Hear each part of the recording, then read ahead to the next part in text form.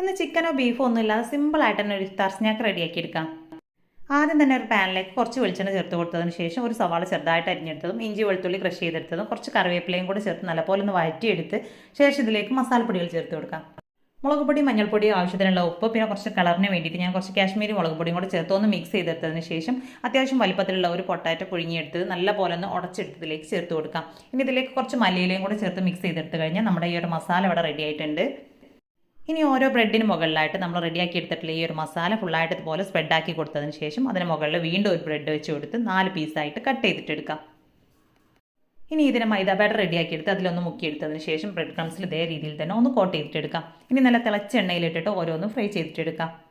ഇനി 2 സൈഡും ഗോൾഡൻ കളറായി വരുന്നത് വരെ തിരിച്ചും മറിച്ചിട്ടിട്ട് ഇതിനെ ഫ്രൈ ചെയ്തിട്ടെടുക്കാം. അപ്പോൾ വളരെ സിമ്പിളാണ് ഇത് റെഡിയാക്കി എടുക്കാനായിട്ട്. അപ്പോൾ ഇന്നത്തെ നമ്മുടെ ഈ ഒരു വീഡിയോ ഇഷ്ടമായിട്ടുണ്ടെങ്കിൽ ലൈക്ക് ചെയ്യുക. അപ്പോൾ ഇതുപോലുള്ള സിമ്പിൾ വീഡിയോസ് ഒരുപാട് നമ്മുടെ ചാനലിലുണ്ട്. അപ്പോൾ കാണാത്തവരുണ്ടെങ്കിൽ ജസ്റ്റ് അതൊക്കെ ഒന്ന് പോയിട്ട് കണ്ടു നോക്കുക.